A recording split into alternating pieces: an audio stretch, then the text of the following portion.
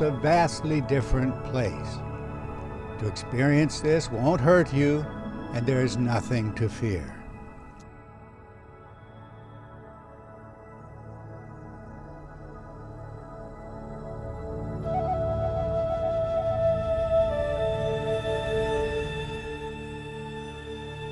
The cosmic mountain revered around the world possessed a uniquely interesting feature. The towering hill terminated in a spectacular crescent.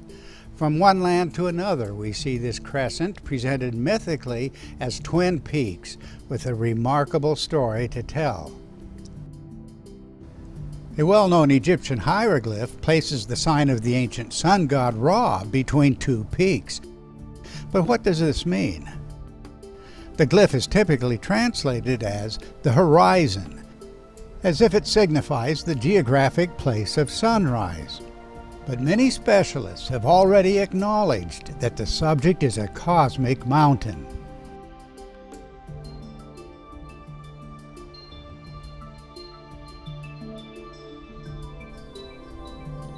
The Egyptian symbolists themselves make this clear by placing the twin peaks not on the horizon, but upon a standard or pedestal, whose original meaning was the pillar of the sky.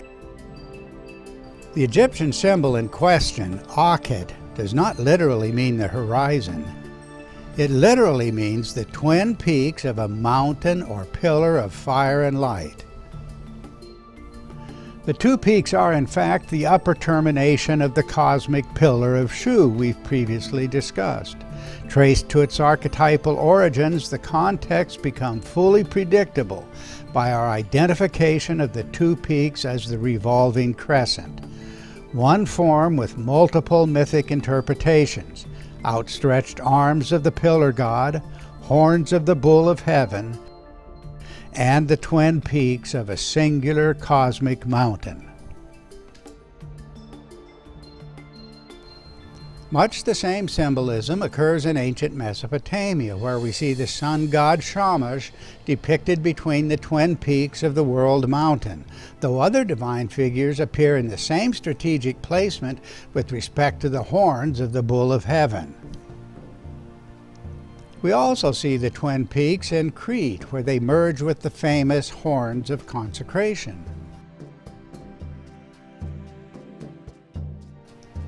The symbolism of the cleft summit appears even in Mexico, where natives placed the sign of the ancient sun god between the two peaks, and even amongst the Delaware Indians in their descriptions of an ancient divine land of peace and plenty.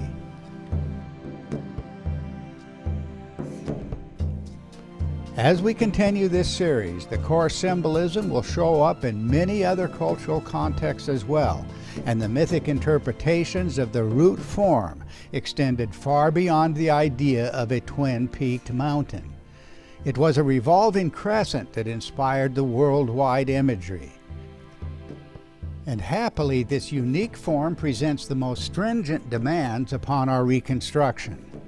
A crescent exhibited on the face of the primeval sun god, an inseparable connection to a visible, axial pillar of the sky, a crescent revolving around a central orb or star in a daily cycle with no parallel in any natural experience today.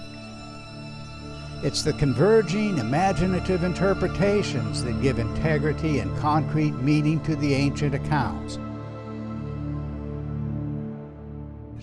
The coherent story comes from the preposterous yet inseparable connection of each part to the others.